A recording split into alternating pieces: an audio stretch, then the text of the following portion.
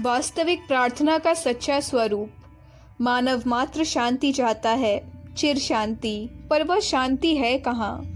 संसार तो अशांति का ही साम्राज्य है।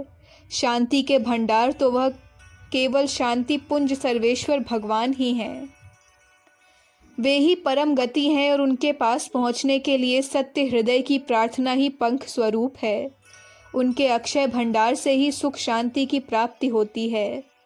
प्रार्थना कीजिए, अपने हृदय को खोल कर कीजिए, चाहे जिस रूप में कीजिए, चाहे जहाँ एकांत में कीजिए, भगवान सर्वत्र हैं।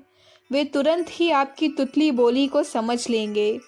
प्रातः काल प्रार्थना कीजिए, मध्याह्न में कीजिए, संध्या को कीजिए, सर्वत्र कीजिए और सभी अवस्थाओं में कीजिए। उचित तो यही है कि आपकी प्रार्थना निरंतर होती रहे। यही नहीं, आपका संपूर्ण जीवन प्रार्थनामय बन जाए। प्रभु से मांगिए कुछ नहीं, वे तो सबके माँ बाप हैं। सबकी आवश्यकताओं को वे खूब जानते हैं। आप तो दृढ़ता से उनके मंगल विधान को सर्वथा स्वीकार कर लीजिए। उनकी इच्छा के साथ अपनी इच्छा को जोड़कर एक रूप कर दीजिए। भगवान की हाँ में हाँ मिलाते रहिए, तभी सच्ची शांति का अनुभव कर सकोगे। जब कभी जो भी परिस्थिति अनुकूल अथवा प्रतिकूल आ जाए, भगवान को धन्यवाद दीजिए और हृदय से कहिए, प्रभु मैं तो यही चाहता था। भगवान के साथ फुटबॉल और खिलाड़ी जैसा संबंध जोड़िए। उनके खेल की फुटबॉल बन जाइए। जिधर की ओर ठुकराएं उधर ही ढुलक जाइए। बस इसी भांति भगवान की इच्छा में ही अपनी इच्छा को लीन कर देना ही सच्ची प्रार्थना है। इसी प्रार्थना के द्वारा आप ऊपर उठ सकेंगे।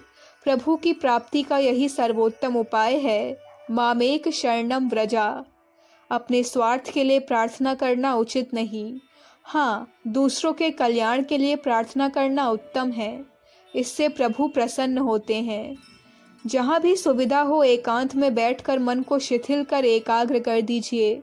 नेत्र मूंद लीजिए, विरोधी विचारों को हटा दीजिए।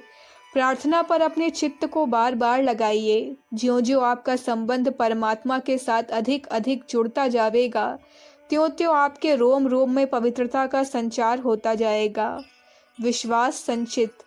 प्रार्थना से तुरंत ही लाभ होगा।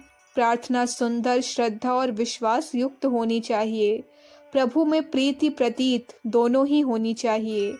एक उनके सिवा प्रार्थी की कोई दूसरी गति नहीं होनी चाहिए।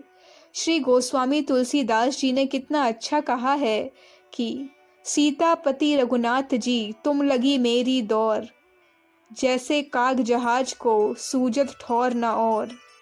बाली को भगवान श्री रामचंद्र जी ने मारा और फटकारा भी, पर ज्यों ही उसने कहा कि प्रभु अजहू मैं पापी अंतकाल गति तोर, भगवान के हृदय में करुणा का सागर उमड़ पड़ा। चीर हरण के अवसर पर सती द्रौपदी की प्रार्थना में प्रीति प्रतीति और गति दोनों थी। देखिए, हाथ उठाए अनाथ नाथ सो, पाही पाही प्रभु पाही तुलसी, निरखी प्रीति प्रतीत गति। आरत पाल कृपाल मुरारी, बसन वेश राखी विशेष, लखी विरदावली नर नारी। इस प्रीति प्रतीत गति से युक्त प्रार्थना से अच्युत का भी आसन हिल गया। लेना पड़ा 11वां अवतार, वस्त्रावतार। त्राही तीन कही द्रौपदी, चुप रही उठाई हाथ, तुलसी कियो 11 बसन, वेश जदुनाथ। यह है अलौकिक चमत्कार सच्ची प्रार्थना का।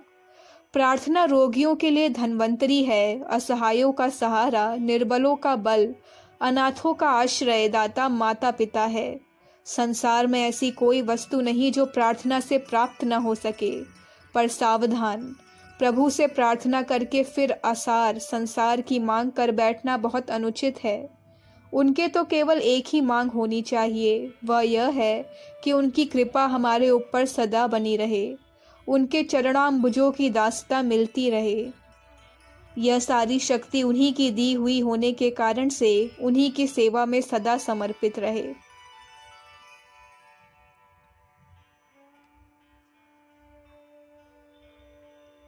अखंड ज्योति, नवंबर 1959, पृष्ठ संख्या 25-26। हमारे YouTube चैनल विचार क्रांति दूत अखंड ज्योति पत्रिका को सब्सक्राइब करें एवं अगली वीडियोस प्राप्त करने के लिए बेल आइकन दबाएं। धन्यवाद।